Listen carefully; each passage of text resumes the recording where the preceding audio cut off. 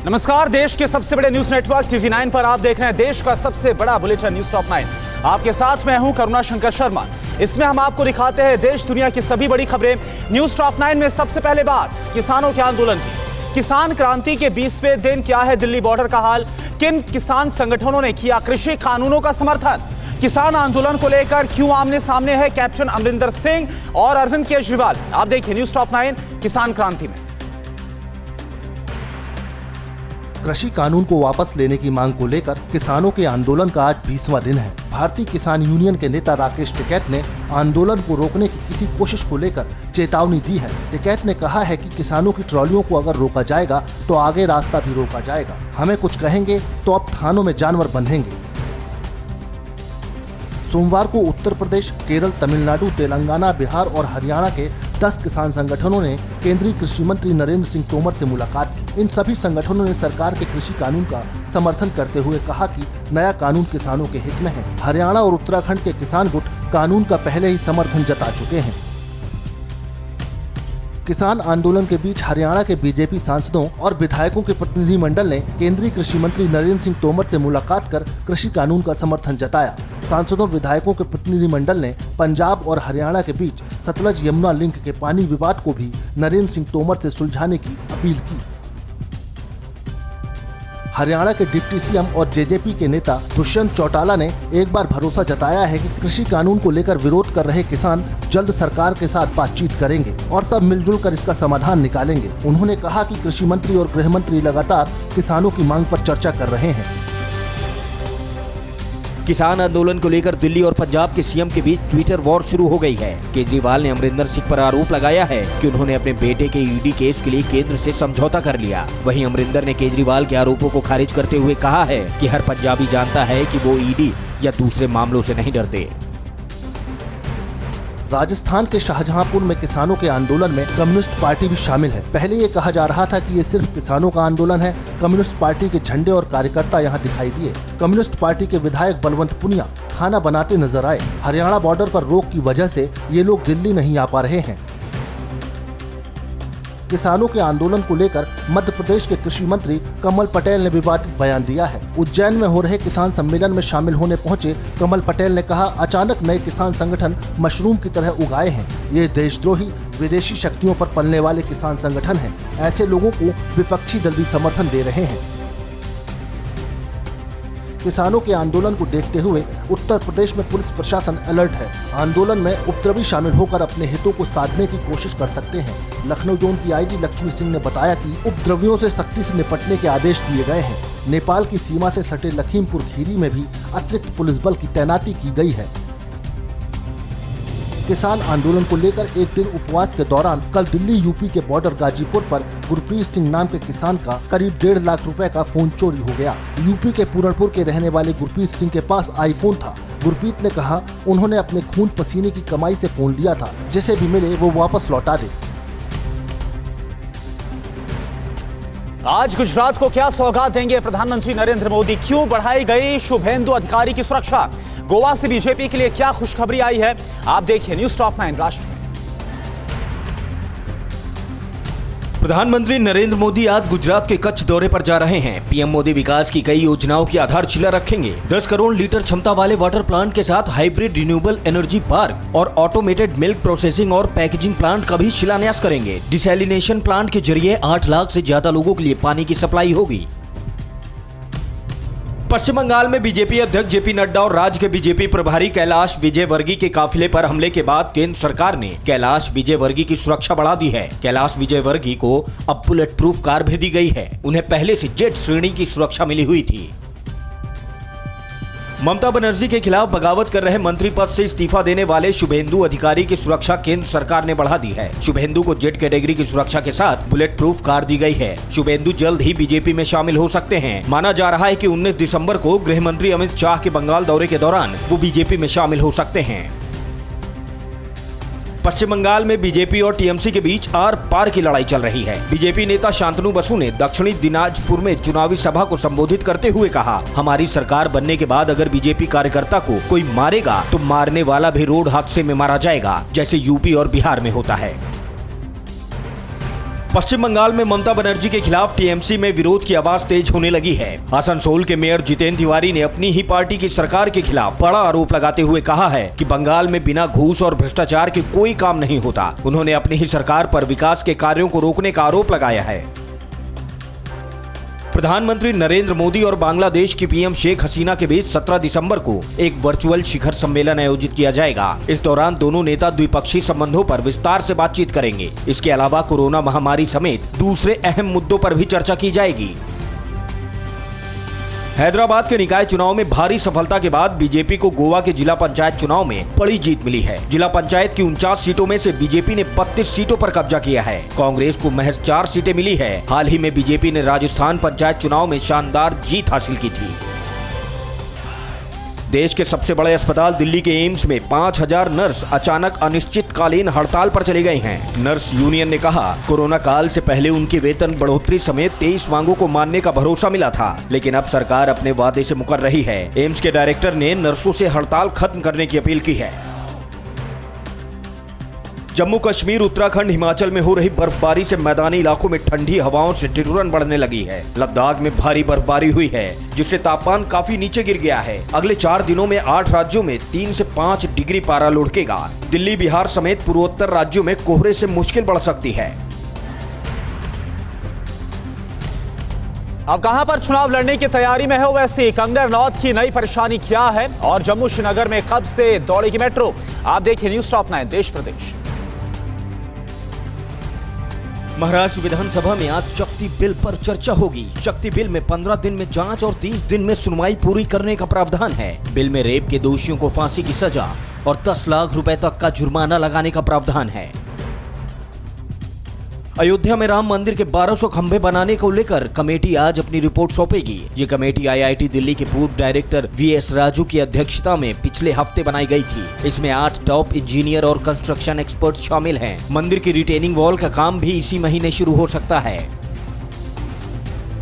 बिहार में तेजस्वी यादव और चिराग पासवान की नजदीकियां लगातार बढ़ रही हैं। हाल ही में आरजेडी ने चिराग की मां को महागठबंधन की ओर से राज्यसभा उम्मीदवार बनने का ऑफर दिया था। हालांकि चिराग ने प्रस्ताव ठुकरा दिया था। वहीं अब एलजेपी ने मानवाधिकार आयोग से लालू यादव को जमानत दिलाने के लिए निर्देश देने की मांग की है।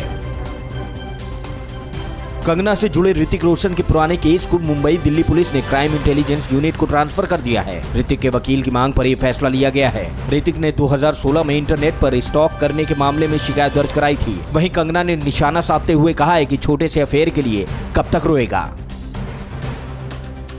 बिहार विधानसभा चुनाव में 5 सीटें जीतने के बाद असदुद्दीन ओवैसी तमिलनाडु चुनाव में कमल हासन से हाथ मिला सकते हैं। चर्चा है कि एआईएमआईएम और मक्कल निधि मय्यम मिलकर 25 सीटों पर चुनाव लड़ सकते हैं। तमिलनाडु में अगले साल विधानसभा चुनाव होने वाले हैं।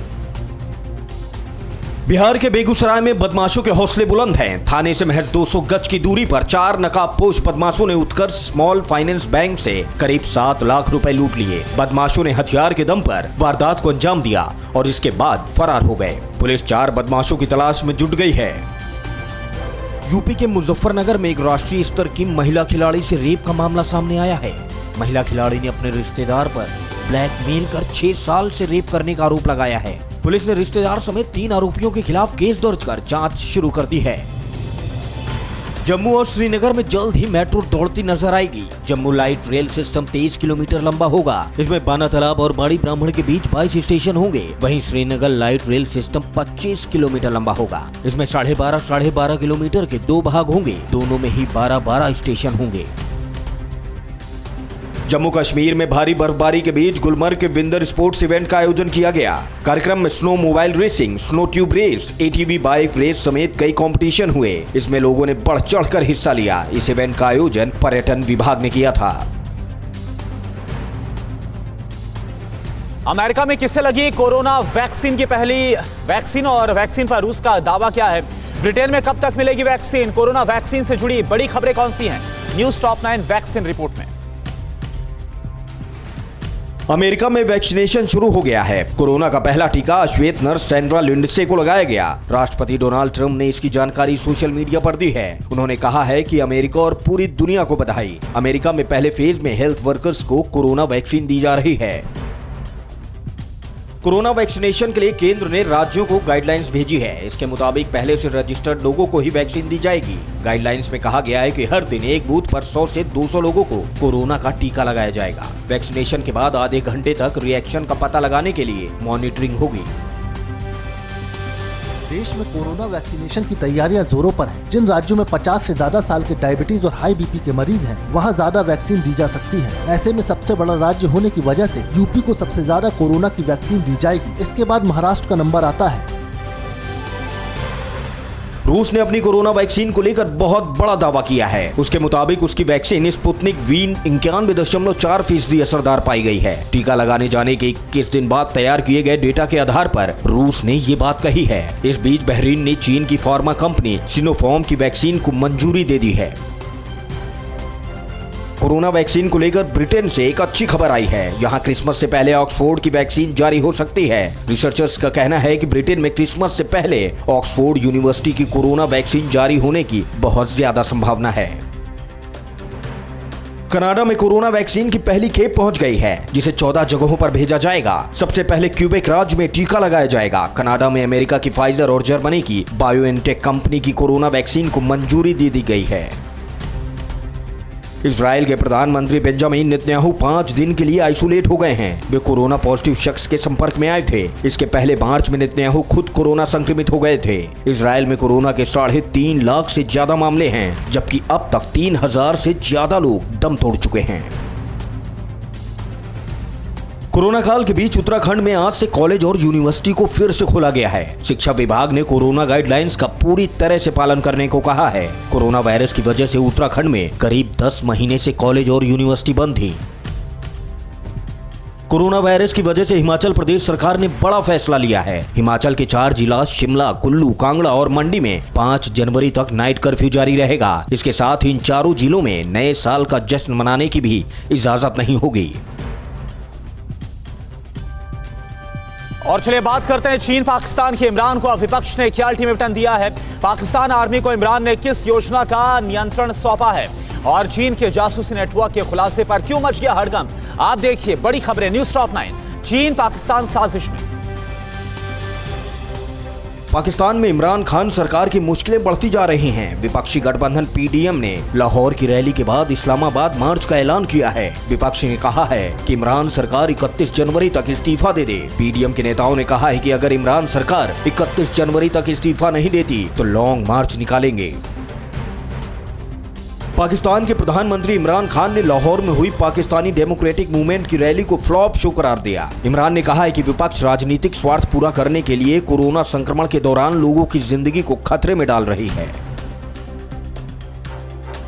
पाकिस्तान में इमरान सरकार ने आर्मी के सामने घुटने टेकते हुए चीन पाकिस्तान इकोनॉमिक कॉरिडोर को सेना के हवाले कर दिया है। पाकिस्तान संसद में प्रस्ताव पास कराकर इमरान सरकार ने $60 बिलियन के CPEC प्रोजेक्ट की जिम्मेदारी सेना को सौंप दी है।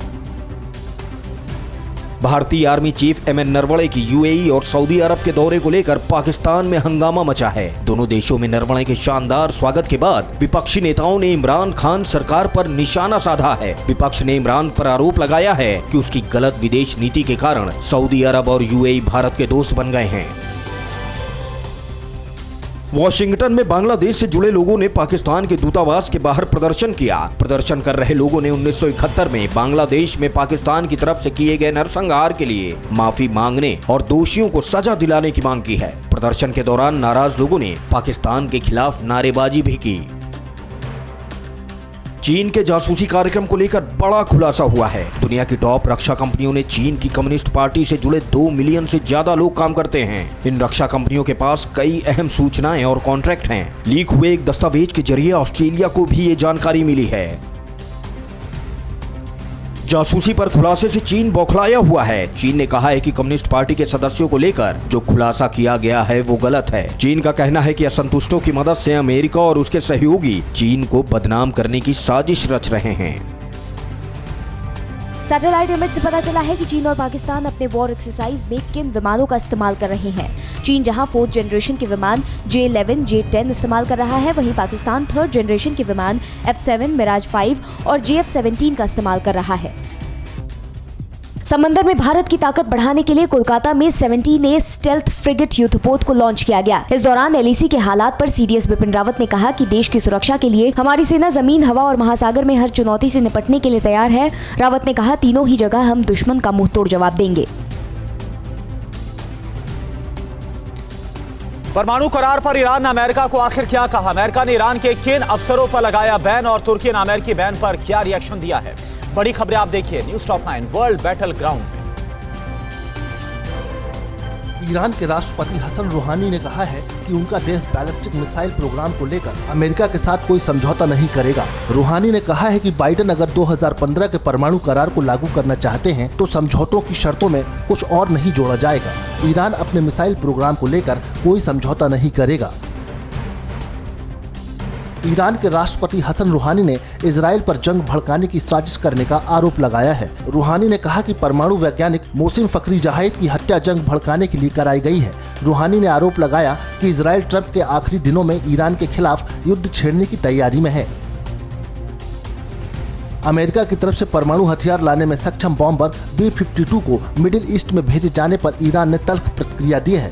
ईरान ने कहा है कि उसकी वायुसेना अपने एयर स्पेस की सुरक्षा में सक्षम है। ईरान के अधिकारियों ने कहा है कि अमेरिका की हर गतिविधि पर उनकी नजर है और वो किसी भी एक्शन का जवाब देने में सक्षम है। अमेरिका ने ईरान के खुफिया विभाग के 2 अफसरों पर बैन लगा दिया है। इन दोनों पर FBI के पूर्व एजेंट रॉबर्ट लेविंसन को गायब करने और उनकी हत्या करने का आरोप है। बैन के बाद अमेरिका में दोनों ईरानी अफसरों की संपत्ति जब्त कर दी जाएगी। साथ ही कोई भी अमेरिकी इन दोनों अफसरों के साथ व्यवहार नहीं कर पाएगा। तुर्की के राष्ट्रपति एर्दोआन ने रूस के एयर डिफेंस सिस्टम S-400 की खरीदारी को लेकर हो रहे विवाद के लिए अमेरिका और यूरोपीय यूनियन को दोषी ठहराया है। एर्दोआन ने कहा है कि अमेरिका और EU के बैन से उनके देश पर कोई असर नहीं पड़ेगा। उन्होंने कहा कि आतंक से लड़ने के मामले में अमेरिका को तुर्की की मदद करनी चाहिए। दक्षिण कोरिया की संसद ने अपने देश से उत्तर कोरिया के खिलाफ प्रोपेगेंडा वाले पंपलेट बैलून के जरिए उड़ाने पर बैन लगा दिया है। संसद में प्रस्ताव के पक्ष में 187 वोट पड़े, जबकि किसी ने विरोध में मतदान नहीं किया। अब दक्षिण कोरिया की जमीन से उत्तर कोरिया के खिलाफ प्रोपेगेंडा करने पर 3 साल की सजा हो सकती है। सीरिया में ड्रोन अटैक में ईरान समर्थक 3 मिलिट्री एक्सपर्ट की मौत हो गई। ईरान समर्थक मिलिट्री एक्सपर्ट के काफिले पर अज्ञात लोगों ने ड्रोन अटैक किया। इस ड्रोन में इराक के 2 और ईरान के 1 मिलिट्री एक्सपर्ट की मौत हो गई। रूस के राष्ट्रपति व्लादिमीर पुतिन के विरोधी अलेक्सी नावाल्नी को जहर दिए जाने के मामले में रूस के टॉप सुरक्षा अधिकारियों का नाम सामने आ रहा है। आरोप है कि रशिया फेडरल सिक्योरिटी सर्विस के टॉप अधिकारियों ने अलेक्सी नावाल्नी को जहर दिया है। अलेक्सी को अगस्त 2020 में साइबेरिया में जहर दिया गया था।